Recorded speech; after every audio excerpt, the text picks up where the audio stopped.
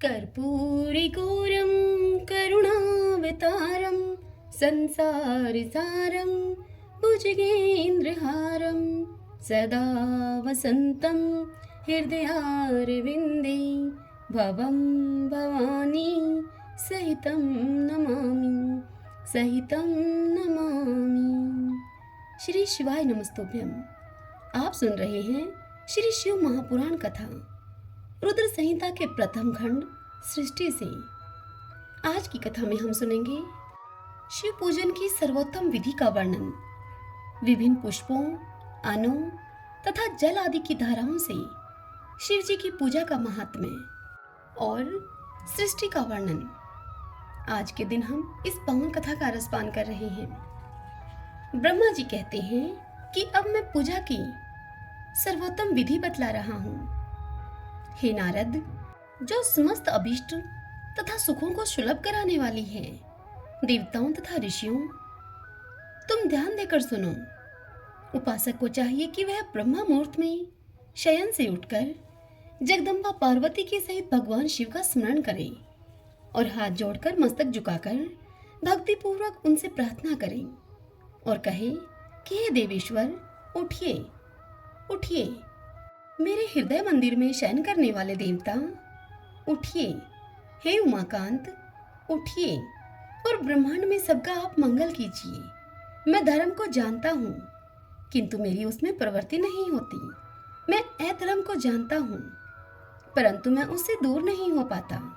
हे महादेव, आप मेरे हृदय में स्थित होकर मुझे जैसी प्रेरणा देते हैं वैसा ही मैं करता हूँ। इस प्रकार भक्ति पूर्वक कहकर और गुरुदेव की चरण पादुकाओं का स्मरण करके गांव से बाहर दक्षिण दिशा में मलमूत्र का त्याग करने के लिए जाएं। मल त्याग करने के बाद मिट्टी और जल से धोने के द्वारा शरीर की शुद्धि करके दोनों हाथ और पैरों को धोकर दातुन करें। सूर्योदय होने से पहले ही दातुन करके मुख को 16 बार जल की अंजलियों से धोएं। देवताओं तथा हे ऋषियों, षष्ठी, प्रतिपदा, अमावस्या और नौमी तिथियों तथा रविवार के दिन शिव भक्त को यत्न पूर्वक दातुन को त्याग देना चाहिए। अवकाश के अनुसार नदी आदि में जाकर अथवा घर में ही भली भांति स्नान करें। मनुष्य को देश और काल के विरुद्ध स्नान नहीं करना चाहिए। रविवार, श्राद्ध, संक्रांति, ग्रहण, महादान, तीर्थ, उपवास दिवस अथवा अशौच प्राप्त होने पर मनुष्य गर्म जल से स्नान न करे। शिव भक्त मनुष्य तीर्थ आदि में प्रवाह के सम्मुख होकर स्नान करे। जो नहाने के पहले तेल लगाना चाहे उसे विहित एवं निषिद्ध दिनों का विचार करके ही तेल अभ्यंग करना चाहिए। जो मनुष्य प्रतिदिन नियम पूर्वक तेल लगाता हो उसके लिए किसी दिन भी तेल अभ्यंग दूषित नहीं है, अथवा जो तेल इत्र आदि से वासित हो उसका लगाना किसी दिन भी दूषित नहीं है। सरसों का तेल ग्रहण के दिन को छोड़कर दूसरे किसी दिन भी दूषित नहीं होता। इस तरह देश काल का विचार करके ही विधि पूर्वक स्नान करें। स्नान के समय अपने मुख को उत्तर अथवा पूर्व की ओर रखना चाहिए। उच्छिष्ट वस्त्र का उपयोग कभी न करें। शुद्ध वस्त्र से इष्ट देव के स्मरण पूर्वक स्नान करें। जिस वस्त्र को दूसरे ने धारण किया हो अथवा जो दूसरे के पहनने की वस्तु हो तथा जिसे स्वयं रात में धारण किया गया हो, वह वस्त्र उच्छिष्ट कहलाता है। उससे तभी स्नान किया जा सकता है जब उसे धो लिया गया हो। स्नान के पश्चात देवताओं, ऋषियों तथा पितरों को तृप्ति देने वाला स्नानांग तर्पण करना चाहिए। उसके बाद धुला हुआ वस्त्र पहने और फिर आचमन करें। हे द्विजतमो, तदंतर गोबर आदि से लीप पोत कर स्वच्छ किए हुए शुद्ध स्थान में जाकर वहां सुंदर आसन की व्यवस्था करें। वह आसन विशुद्ध काष्ठ का बना हुआ, पूरा फैला हुआ तथा विचित्र होना चाहिए। ऐसा आसन संपूर्ण अभीष्ट तथा फलों को देने वाला है।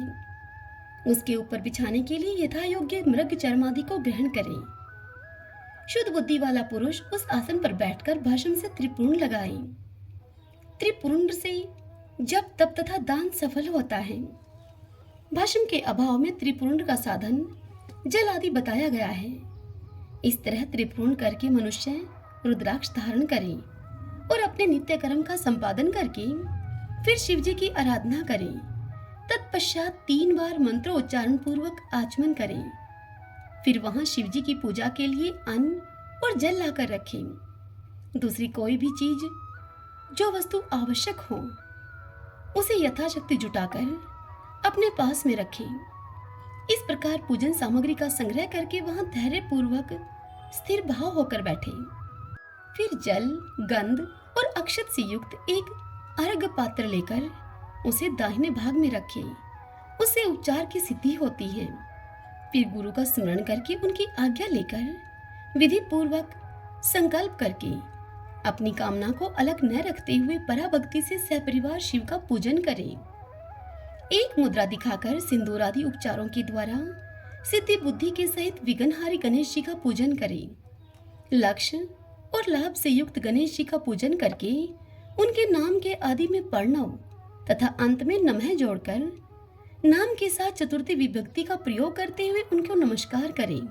जैसे कि ओम गणपते नमः अथवा ओम लक्ष्य लाभ युक्ताय सिद्धि बुद्धि सहिताय गणपते नमः। तदंतर उनसे क्षमा प्रार्थना करके पुनः भाई कार्तिकेय के सहित गणेश जी का पराभक्ति से पूजन करके उन्हें बारंबार नमस्कार करें। तत्पश्चात सदा द्वार पर खड़े रहने वाले द्वारपाल महोदय का पूजन करके सती साध्वी गिरिराज नंदिनी उमा की पूजा करें। चंदन, कुमकुम तथा धूप दीप आदि अनेक उपचारों तथा नाना प्रकार के नैवेद्यों से शिवा का पूजन करके नमस्कार करने के बाद साधक शिव जी के समीप जाए। यथा संभव अपने घर में मिट्टी, सोना, चांदी, धातु या फिर अन्य पारे आदि की शिव प्रतिमा को बनाए और उसे नमस्कार करके भक्ति प्राण होकर उसकी पूजा करें। उसकी पूजा हो जाने पर सभी देवता पूजित हो जाते हैं। मिट्टी का शिवलिंग बनाकर विधि पूर्वक उसकी स्थापना करें। अपने घर में रहने वाले लोगों को स्थापना संबंधी सभी नियमों का सर्वथा पालन करना चाहिए। भूत शुद्धि एवं मात्र का नाश करके प्राण प्रतिष्ठा करें। शिवालय में दिक्पालों की भी स्थापना करके उनकी पूजा करें। घर में सदा मूल मंत्र का प्रयोग करके शिव जी की पूजा करनी चाहिए। वहां द्वारपालों के पूजन का सर्वथा नियम नहीं है। भगवान शिव के समीप ही अपने लिए आसन की व्यवस्था करें। उस समय उत्तराभिमुख होकर बैठकर फिर आचमन करें। उसके बाद दोनों हाथ जोड़कर तब प्राणायाम करें। प्राणायाम काल में मनुष्य को मूल मंत्र की 10 आवर्तियां करनी चाहिए। हाथों से 5 मुद्राएं दिखाएं। यह पूजा का आवश्यक अंग है। इन मुद्राओं का प्रदर्शन करके ये मनुष्य पूजा विधि का अनुसरण करें। तदंतर वहां दीप निवेदन करके गुरु को नमस्कार करें और पद्मासन या भद्रासन बांधकर वहां पर बैठे अथवा उत्तान आसन या पर्यंक आसन का आश्रय लेकर सुख पूर्वक वहां बैठे और पुनः पूजन का प्रयोग करें। फिर अर्घ्य पात्र से उत्तम शिवलिंग का प्रक्षालन करें। मन को भगवान शिव से अन्यत्र न ले जाकर पूजा सामग्री को अपने पास में रखकर निम्नांकित मंत्र समूह से महादेव जी का आह्वान करें। इस प्रकार से कहें, जो कैलाश के शिखर पर निवास करते हैं, पार्वती देवी के पति हैं, समस्त देवताओं से उत्तम हैं, जिनके स्वरूप का शास्त्रों में यथावत वर्णन किया गया है, जो निर्गुण होते हुए भी गुण रूप हैं, जिनके 5 मुख 10 भुजाएं और प्रत्येक मुखमंडल में 3-3 नेत्र हैं, जिनकी ध्वजा पर वृषभ का चिन्ह अंकित है, अंग कांति कपूर के समान गोर है, जो दिव्य रूपधारी चंद्रमा रूपी मुकुट से सुशोभित तथा सिर पर जटाजूट धारण करने वाले हैं, जो हाथी की खाल पहनते और व्याघ्र चर्म को ओढ़ते हैं, जिनका स्वरूप शुभ है, जिनके अंगों में वासुकी आदि नाग लिपटे रहते हैं, जो पिनाक आदि आयुध धारण करते हैं, जिनके आगे 8 सिद्धियां निरंतर नृत्य करती रहती हैं, भगत समुदाय जय जयकार करते हुए जिनकी सेवा में लगे रहते हैं, दुसह तेज के कारण जिनकी ओर देखना भी कठिन है, जो देवताओं से सेवित तथा संपूर्ण प्राणियों को शरण देने वाले हैं, जिनका मुखारविंद प्रसन्नता से खिला हुआ है, वेदों और शास्त्रों ने जिनकी महिमा का यथावत गान किया है, विष्णु और ब्रह्मा भी सदा जिनकी स्तुति किया करते हैं, तथा जो परमानंद स्वरूप हैं, उन भक्त वत्सल शंभु शिव का मैं आह्वान करता हूँ। इस प्रकार शाम शिव का ध्यान करके उनके लिए आसन दें। चतुर्थ पर्यंत पद से ही कर्मशः सब कुछ अर्पित करें, जैसे कि शांबाय सदाशिवाय नमः आसनम समर्पयामि इत्यादि। आसन के पश्चात भगवान शंकर को पाद और अर्घ्य दें। फिर परमात्मा शंभु को आचमन कराकर पंचामृत संबंधी द्रव्यों के द्वारा प्रसन्नता पूर्वक शंकर को स्नान कराएं।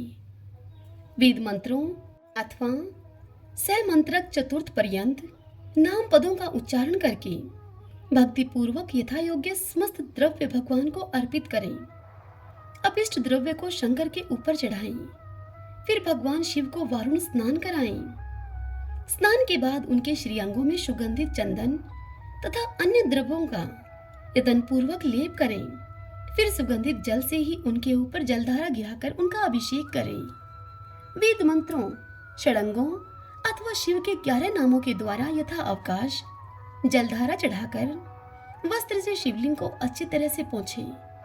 फिर आचमनार्थ जल दें और वस्त्र समर्पित करें। नाना प्रकार के मंत्रों के द्वारा भगवान शिव को तिल, जौ, गेहूं, मूंग और उड़द अर्पित करें। फिर 5 मुख वाले परमात्मा शिव को पुष्प चढ़ाएं। प्रत्येक मुख पर ध्यान के अनुसार यथोचित अभिलाषा करके कमल, शतपत्र, शंख पुष्प, कुश पुष्प, धतूर, मंदार, द्रोण पुष्प, तुलसी दल तथा बिल्व पत्र चढ़ाकर पराभक्ति के साथ भक्त वत्सल भगवान शंकर की विशेष पूजा करें। अन्य सब वस्तुओं का अभाव होने पर शिव को केवल बिल्व पत्र ही अर्पित करें। बिल्व पत्र समर्पित होने से ही शिव की पूजा सफल होती है। तत्पश्चात सुगंधित चूर्ण तथा सुवासित उत्तम तैल यानी कि इत्र आदि विविध वस्तुएं बड़े हर्ष के साथ भगवान शिव को अर्पित करें। फिर प्रसन्नता पूर्वक गूगल और अगुरु आदि की धूप निवेदन करें। तदंतर शंकर जी को घी से भरा हुआ दीपक दें। इसके बाद निम्नांकित मंत्र से भक्ति पूर्वक पुनः अर्घ दें और भाव भक्ति के साथ वस्त्र के द्वारा उनके मुख का मार्जन करें। अर्घ्य का मंत्र इस प्रकार से है। रूपम देहि यशो देहि भोगम देहि च शंकर भुक्ति मुक्ति फलम देहि गृहीत्वा अर्घ्यम नमोस्तुते। अर्थात हे प्रभु शंकर, आपको नमस्कार है। आप इस अर्घ्य को स्वीकार करके मुझे रूप दीजिए, मुझे यश दीजिए, मुझे भोग दीजिए और भोग तथा मोक्ष रूपी फल प्रदान कीजिए।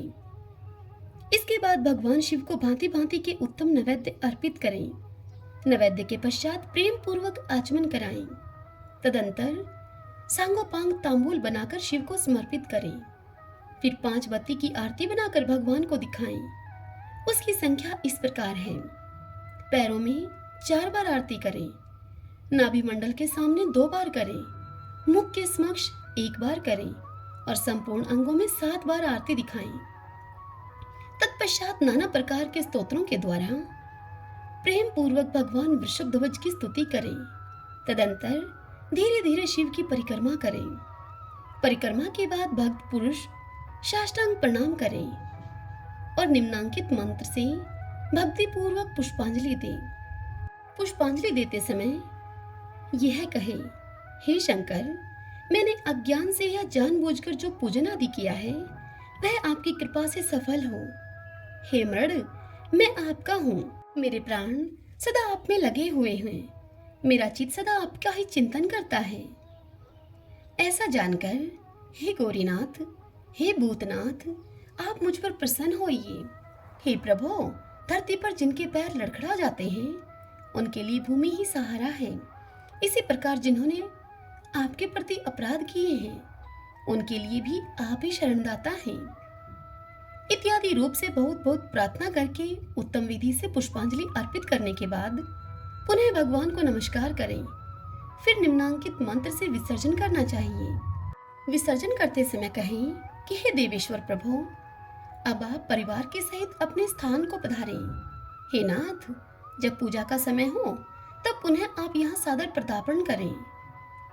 इस प्रकार भक्त वत्सल शंकर की बारंबार प्रार्थना करके उनका विसर्जन करें और उस जल को अपने हृदय में लगाएं तथा अपने मस्तक पर चढ़ाएं।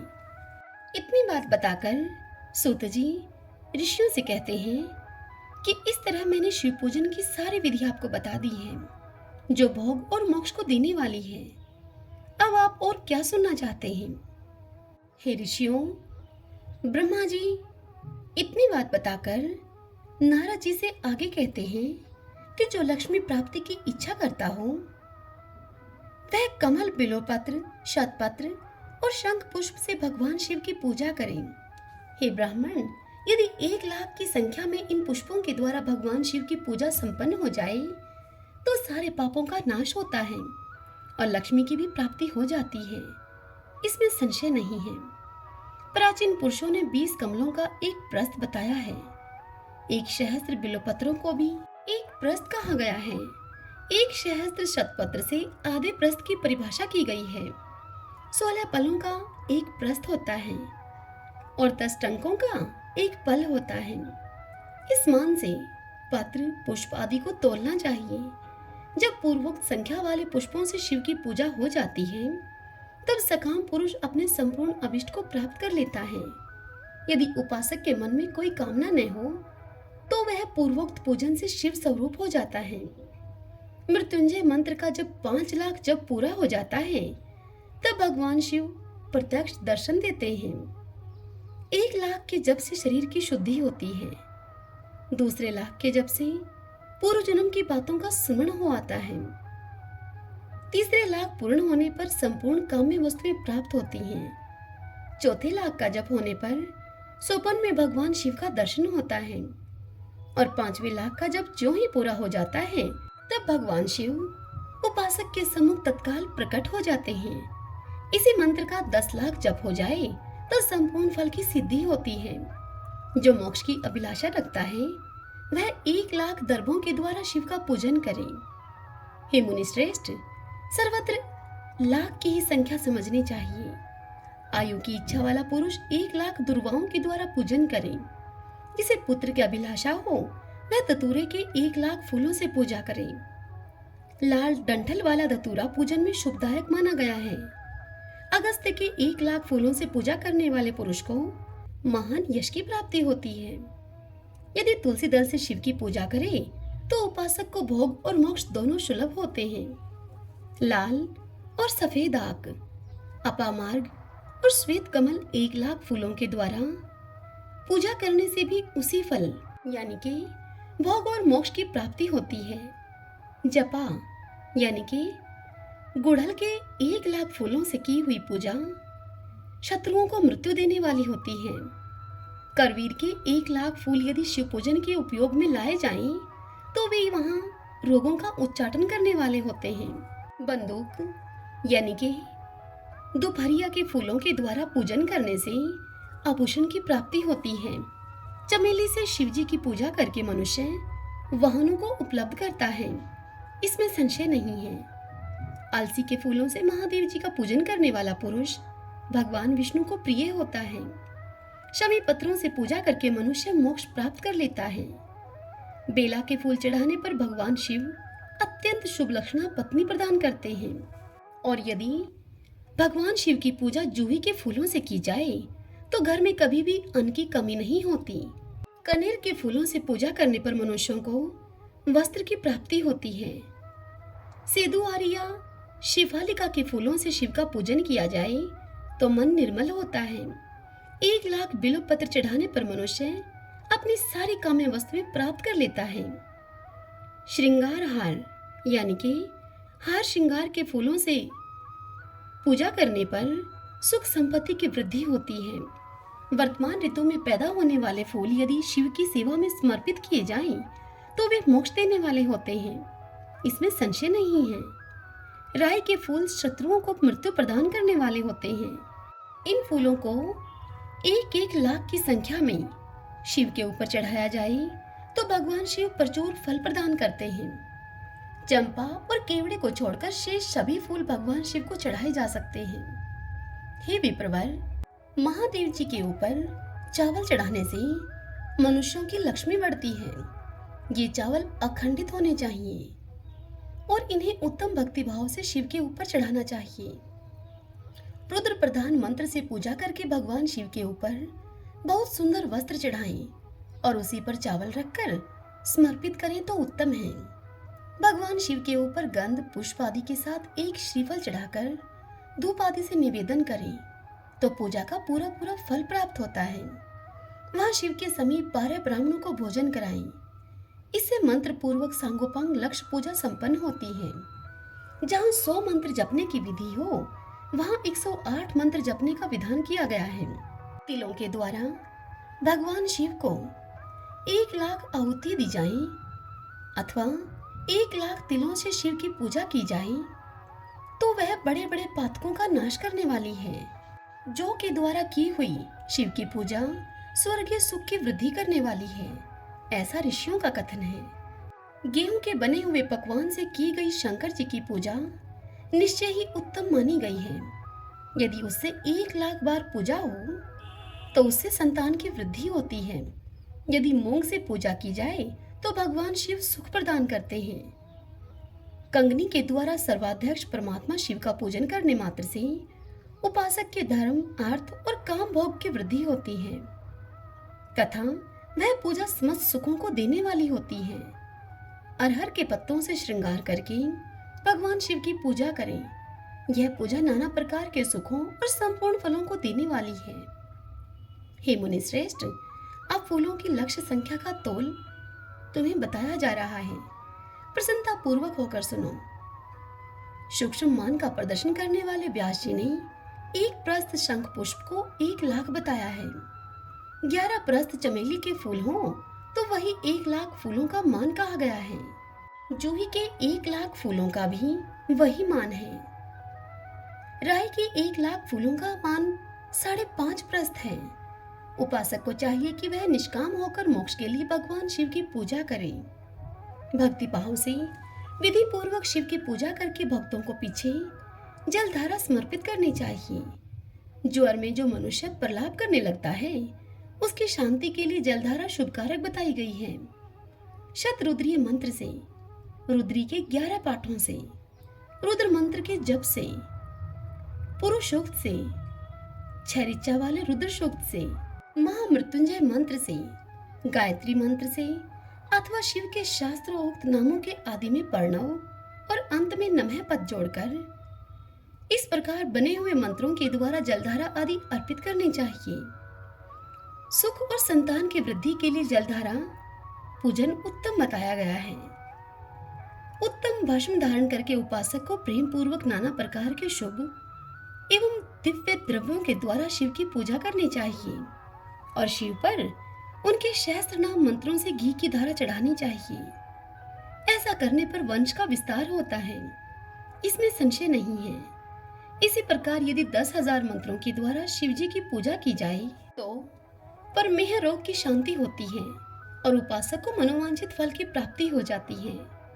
यदि कोई नपुंसकता को प्राप्त हो तो वह घी से शिव जी की भली भांति पूजा करे तथा ब्राह्मणों को भोजन कराए। साथ ही उसके लिए मुनीश्वरों ने प्रजापत्य व्रत का भी विधान किया है। यदि बुद्धि जड़ हो जाए तो उस अवस्था में पूजक को केवल शकरा मिश्रित दुग्ध की धारा चढ़ानी चाहिए। ऐसा करने पर उसे बृहस्पति के समान उत्तम बुद्धि की प्राप्ति हो जाती है। जब तक 10,000 मंत्रों का जाप पूरा नहीं हो जाए तब तक पूर्वोक्त दुग्ध धारा द्वारा भगवान शिव का उत्कृष्ट पूजन चालू रहना चाहिए। जब तन मन में अकारण ही उच्चाटन होने लगे, जी उचट जाए, कहीं भी प्रेम न रहे, दुख बढ़ जाए और अपने घर में सदा कलह रहने लगे, तब पूर्वोक्त रूप से दूध की धारा चढ़ाने से सारा दुख नष्ट हो जाता है। सुवासित तेल से पूजा करने पर भोगों की वृद्धि होती है। यदि मधु से शिव जी की पूजा की जाए तो राज यक्ष्मा का रोग दूर हो जाता है। यदि शिव पर ईख के रस की धारा चढ़ाई जाए तो वह भी संपूर्ण आनंद की प्राप्ति कराने वाली होती है। गंगा जल की धारा तो भोग और मोक्ष दोनों फलों को देने वाली है। ये सब जो धाराएं बताई गई हैं, इन सबको मृत्युंजय मंत्र से चढ़ाना चाहिए। उसमें भी उक्त मंत्र का विधानतः 10,000 जप करना चाहिए और 11 ब्राह्मणों को भोजन कराना चाहिए। तदंतर नारद जी के पूछने पर ब्रह्मा जी बोले, हे मुने, हमें पूर्वोक्त आदेश देकर जब महादेव जी अंतर्ध्यान हो गए, तब मैं उनकी आज्ञा का पालन करने के लिए ध्यानमग्न होकर कर्तव्य का विचार करने लगा। हे नारद, उस समय भगवान शंकर को नमस्कार करके श्रीहरि से ज्ञान पाकर परमानंद को प्राप्त होकर मैंने सृष्टि करने का ही निश्चय किया। हे तात, भगवान विष्णु भी वहां सदाशिव को प्रणाम करके मुझे आवश्यक उपदेश देकर तत्काल ही अदृश्य हो गए।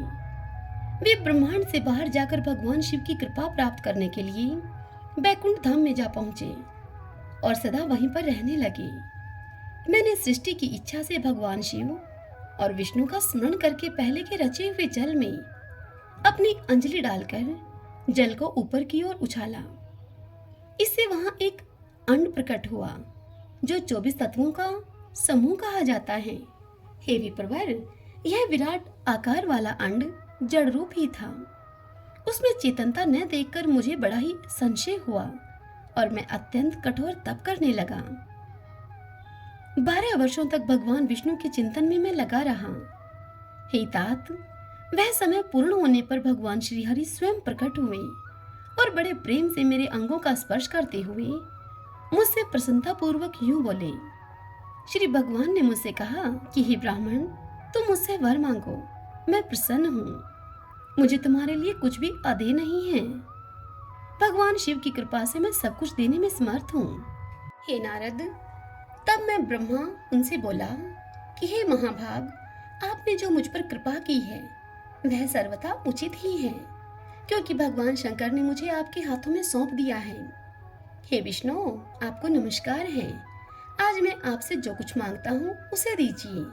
हे प्रभु, यह विराट रूप 24 तत्वों से बना हुआ अंड किसी तरह चेतन नहीं हो रहा है, जड़ीभूत दिखाई देता है।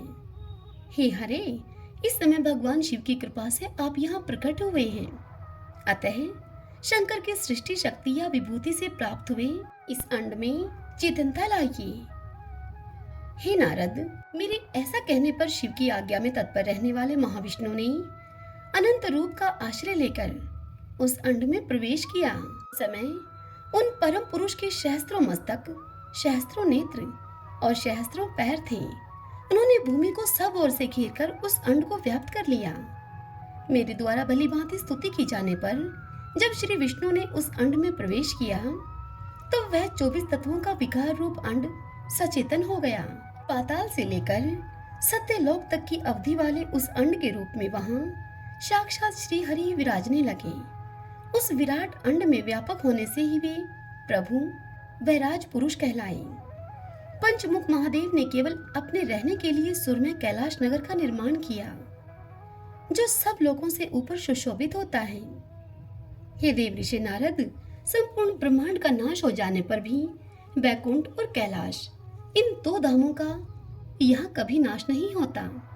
हे मुनि श्रेष्ठ, मैं सत्यलोक का आश्रय लेकर रहता हूँ। हे तात, महादेव जी की आज्ञा से ही मुझ में सृष्टि रचने की इच्छा उत्पन्न हुई है। हे बेटा, जब मैं सृष्टि की इच्छा से चिंतन करने लगा उस समय पहले मुझसे अनजाने में ही पापपूर्ण तमोगुणी सृष्टि का प्रादुर्भाव हुआ, जिसे अविद्या पंचक अर्थात पंचपर्वा अविद्या कहते हैं। तदंतर प्रसन्न चित्त होकर शंभु की आज्ञा से मैं पुनः अनाशक भाव से सृष्टि का चिंतन करने लगा। उस समय मेरे द्वारा स्थावर संज्ञक वृक्ष आदि की सृष्टि हुई, जिसे मुख्य सर्ग कहते हैं। यह पहला सर्ग है। उसे देखकर तथा वह अपने लिए पुरुषार्थ का साधक नहीं है, यह जानकर सृष्टि की इच्छा वाले मुझ ब्रह्मा से दूसरा सर्ग प्रकट हुआ, जो दुख से भरा हुआ है। उसका नाम है तिर्यक स्त्रोता। वह सर्ग भी पुरुषार्थ का साधक नहीं था। उसे भी पुरुषार्थ साधन की शक्ति से रहित जानकर जब मैं पुनः सृष्टि का चिंतन करने लगा तब मुझसे शीघ्र ही तीसरे सात्विक सर्ग का प्रादुर्भाव हुआ, जिसे उद्धर्व स्त्रोता कहते हैं। वह देव सर्ग के नाम से विख्यात हुआ। देव सर्ग सत्यवादी तथा अत्यंत सुखदायक है। उसे भी पुरुषार्थ साधन की रुचि एवं अधिकार से रहित मानकर मैंने अन्य सर्ग के लिए अपने स्वामी श्री शिव का चिंतन आरंभ किया। तब भगवान शंकर की आज्ञा से एक रजोगुणी सृष्टि का प्रादुर्भाव हुआ, जिसे आर्वाक स्तोत्र कहा गया है। इस सर्ग के प्राणी मनुष्य हैं, जो पुरुषार्थ साधन के उच्च अधिकारी हैं। तदंतर महादेव जी की आज्ञा से भूत आदि की सृष्टि हुई। इस प्रकार मैंने 5 तरह की वैकृत सृष्टि का वर्णन किया है। इनके सिवा 3 प्राकृत सर्ग भी कहे गए हैं, जो मुझ ब्रह्मा के सानिध्य से प्रकृति से ही प्रकट हुए हैं। इनमें पहला महत तत्व का सर्ग है, दूसरा सूक्ष्म भूतों अर्थात तन मात्राओं का सर्ग है, और तीसरा वैकारिक सर्ग कहलाता है। इस तरह ये 3 प्राकृत सर्ग हैं। प्राकृत और वैकृत दोनों प्रकार के सर्गों को मिलाने से 8 सर्ग होते हैं। इनके सिवा 9वां कुमार सर्ग है, जो प्राकृत और वैकृत भी है। इन सब के एवांतर भेद का मैं वर्णन नहीं कर सकता, क्योंकि उसका उपयोग बहुत थोड़ा है। अब द्विजात्मक सर्ग का मैं प्रतिपादन करता हूँ। इसी का दूसरा नाम कुमार सर्ग है, जिसमें सनक सनंदन आदि कुमारों की महत्वपूर्ण सृष्टि हुई है। सनक आदि मेरे 4 मानस पुत्र हैं, जो मुझ ब्रह्मा के ही समान हैं। वे महान वैराग्य से संपन्न तथा उत्तम व्रत का पालन करने वाले हुए। उनका मन सदा भगवान शिव के चिंतन में ही लगा रहता है। वे संसार से विमुख एवं ज्ञानी हैं। उन्होंने मेरे आदेश देने पर भी सृष्टि के कार्य में मन को नहीं लगाया। हे मुनि श्रेष्ठ नारद, सनकादि कुमारों के दिए हुए नकारात्मक उत्तर को सुनकर मैंने बड़ा भयंकर क्रोध प्रकट किया। उस समय मुझ पर मोह छा गया। उस अवसर पर मैंने मन ही मन भगवान विष्णु का स्मरण किया, और वे भगवान विष्णु शीघ्र ही वहां पर आ गए और उन्होंने मुझे समझाते हुए कहा कि तुम भगवान शिव की प्रसन्नता के लिए तपस्या करो। हे मुनि श्रेष्ठ नारद, श्री हरि ने जब मुझे ऐसी शिक्षा दी, तब मैं महाघोर एवं उत्कृष्ट तप करने लगा। सृष्टि के लिए तपस्या करते हुए मेरी दोनों पोहों और नासिका के मध्य भाग से, जो उनका अपना ही अविमुक्त नामक स्थान है, महेश्वर की 3 मूर्तियों में से अन्यतम पूर्णांश सर्वेश्वर एवं दया सागर भगवान शिव अर्धनारीश्वर रूप में प्रकट हुए, जो जन्म से रहित तेज की राशि सर्वज्ञ तथा सर्वशस्त्र हैं। उन नील लोहित नामधारी साक्षात उमा वल्लभ शंकर को सामने देखकर बड़ी भक्ति से मस्तक झुकाकर उनकी स्तुति करके मैं बड़ा ही प्रसन्न हुआ, और उन देव देवेश्वर से मैं बोला कि हे प्रभु, आप भांति भांति के जीवों की सृष्टि कीजिए। मेरी यह बात सुनकर उन देवादिदेव महेश्वर रुद्र ने अपने ही समान बहुत से रुद्रगणों की सृष्टि की। तब मैंने अपने स्वामी महेश्वर महारुद्र से फिर कहा कि हे देव, आप ऐसे जीवों की सृष्टि कीजिए जो जन्म और मृत्यु के भय से युक्त हों। हे मुनि श्रेष्ठ, मेरी इस बात को सुनकर करुणा सागर महादेव जी हंस पड़े और तत्काल मुझसे इस प्रकार बोले। महादेव जी ने मुझसे कहा कि हे विधाता, मैं जन्म और मृत्यु के भय से युक्त अशोभन जीवों की सृष्टि नहीं करूंगा, क्योंकि वे कर्मों के अधीन होकर दुख के समुद्र में डूबे रहेंगे। मैं तो दुख के सागर में डूबे हुए उन जीवों का उद्धार मात्र करूंगा। गुरु का स्वरूप धारण करके उत्तम ज्ञान प्रदान करके मैं उन सबको संसार सागर से पार करूंगा। हे प्रजापते, दुख में डूबे हुए सारे जीव की सृष्टि तो तुम ही करो। मेरी आज्ञा से इस कार्य में प्रवृत्त होने के कारण तुम्हें माया नहीं बांध सकेगी। हे वत्स नारद, मुझसे ऐसा कहकर श्रीमान भगवान नीलोहित महादेव मेरे देखते ही देखते अपने पार्षदों के साथ वहां से तत्काल तिरोहित हो गए। हरि ओम तत्सत। श्री शिवाय नमस्तुभ्यम। आज की यह कथा यहीं पर पूर्ण हुई। इससे आगे कल की कथा में हम सुनेंगे स्वयंभू मनु और शतरूपा की, ऋषियों की तथा दक्ष कन्याओं की संतानों का वर्णन तथा सती और शिव की महत्ता का प्रतिपादन। आशा करती हूँ कि आपको आज की यह कथा पसंद आई होगी।